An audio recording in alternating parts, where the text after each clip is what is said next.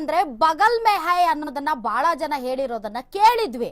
ಆದ್ರೆ ಈಗ ಅದು ಸತ್ಯ ಅಂತ ಅನಿಸ್ತಾ ಇದೆ. ಕುಡಿಯೋದು ನಮ್ ನೀರು, ತಿನ್ನೋದು ನಮ್ಮನ್ನ, ಉಸಿರಾಡೋದು ನಮ್ ಗಾಳಿ. ಆದ್ರೆ ಕರ್ನಾಟಕದ ನೆಲದಲ್ಲೇ ಇದ್ಕೊಂಡು ಮರಾಠಿಗರ ಹಕ್ಕು ಬಗ್ಗೆ ಮಾತಾಡ್ತಾರೆ ಸಾಹುಕಾರರು. ಬೆಳಗಾವಿನ ಅವರಪ್ಪನ ಮನೆ ಆಸ್ತಿ ಅಂತ ಅಂದ್ಕೊಂಡಿದ್ದಾರೆ, ಯಾರಿಗ್ ಬೇಕಾದ್ರೂ ಮಾರೋದಕ್ಕೆ. ಬೆಳಗಾವಿ ನಮ್ಮದು, ಬೆಳಗಾವಿಗೋಸ್ಕರ ಬೂಟಿ ನೇಟ್ ತಿಂದವ್ರು ನಾವು. ಬೆಳಗಾವಿ ತಂಟೆಗೆ ಬಂದ್ರೆ ಹುಷಾರ್. ರಾಜಕಾರಣ, ಹೊಲಸು ರಾಜಕಾರಣಕ್ಕೋಸ್ಕರ, ಸೇಡಿನ ರಾಜಕಾರಣಕ್ಕೋಸ್ಕರ ಬೆಳಗಾವಿಯನ್ನ ಮಾರಾಟ ಮಾಡೋದಕ್ಕೆ ಹೊರಟಿದ್ದಾರೆ ಈ ನಾಯಕರು. ಇಂತಹ ನಾಯಕರು ನಮ್ಗೆ ಬೇಕಾಗಿಲ್ಲ. ನಮಗ್ ಗೊತ್ತಿದೆ ಬೆಳಗಾವಿನ ಹೇಗ್ ಉಳಿಸ್ಕೋಬೇಕು ಅಂತ. ಮರಾಠಿಗರ ಸ್ವತ್ತು ಅಂತ ಮಾತನಾಡುವಂತ ಆ ಧೀಮಂತ ನಾಯಕರು ಯಾರು ಅಂತ ಅಂದ್ಕೊಂಡ್ರ, ಅವರೇ ಬೆಳಗಾವಿಯ ಸಾಹುಕಾರರಾದಂತ ಶ್ರೀ ರಮೇಶ್ ಜಾರಕಿಹೊಳಿ ಅವರು. ಒಂದ್ ಹೆಜ್ಜೆ ಮುಂದಕ್ಕೆ ಹೋಗಿದ್ದಾರೆ. ಅವರ ಪರಾಕ್ರಮವನ್ನ ನೀವು ನೋಡಬೇಕು. ಯಾಕೋ ಮಹಾರಾಷ್ಟ್ರದಲ್ಲಿ 100 ದಿನ ಇದ್ರಲ್ಲ, ಅದರ ಗಾಳಿ ಆ ರೀತಿ ಅವ್ರನ್ನ ಆಡಿಸ್ತಾ ಇದೆ ಅಂತ ಅನ್ಸುತ್ತೆ. ಮಹಾರಾಷ್ಟ್ರದ ಮುಂಬೈನಲ್ಲಿರುವಂತ ಐಷಾರಾಮಿ ಹೋಟೆಲ್ನಲ್ಲಿ ದಿನ ಕಳೆದ್ರಲ್ಲ, ಮೋಸ್ಟ್ಲಿ ಆ ಗಾಳಿ ಚೆನ್ನಾಗಿ ಒಗ್ಕೊಂಡಿದೆ ಅಂತ ಅನ್ಸುತ್ತೆ. ಅದಕ್ಕೆ ಬೆಳಗಾವಿನ ಮಹಾರಾಷ್ಟ್ರಕ್ಕೆ ಕೊಡೋದಕ್ಕೆ ಹೊರಟಿದ್ದಾರೆ ಈ ನಾಯಕರು. ಏನಾಯ್ತು ಅಂತ ಕನ್ಫ್ಯೂಸ್ ಆಗ್ಬೇಡಿ, ಬರ್ತಾ ಇದೆ ಬ್ರೇಕಿಂಗ್ ನ್ಯೂಸ್.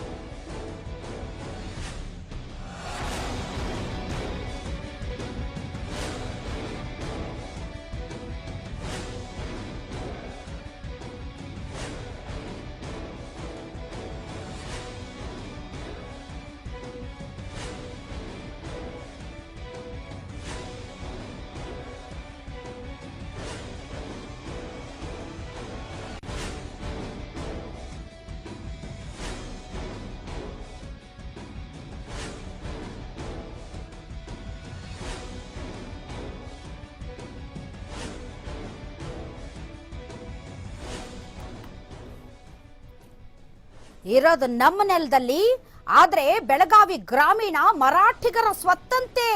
ಮರಾಠಿಗರೆಲ್ಲ ಒಗ್ಗಟ್ಟಾಗ್ಬೇಕಂತೆ. ಕನ್ನಡದವರು ನಿಂತ್ಕೊಳ್ಬಾರ್ದಂತೆ ಬೆಳಗಾವಿ ಗ್ರಾಮೀಣ ಕ್ಷೇತ್ರದಲ್ಲಿ. ಮರಾಠಿಗರನ್ನ ನಿಲ್ಲಿಸಿ 5 ಕೋಟಿ ಖರ್ಚು ಮಾಡಿ ಕುಕ್ಕರ್ ಕೊಟ್ಟು ಬೇಕಾದ್ರೆ ಇವರು ಗೆಲ್ಲಿಸ್ತಾರಂತೆ ರಮೇಶ್ ಜಾರಕಿಹೊಳಿ ಅವರು. ರಮೇಶ್ ಜಾರಕಿಹೊಳಿ ಅವರೇ, ನೀವೊಬ್ಬ ಜನಪ್ರತಿನಿಧಿ ಅನ್ನೋದನ್ನ ಮರ್ತೋಗಿದ್ದೀರಾ?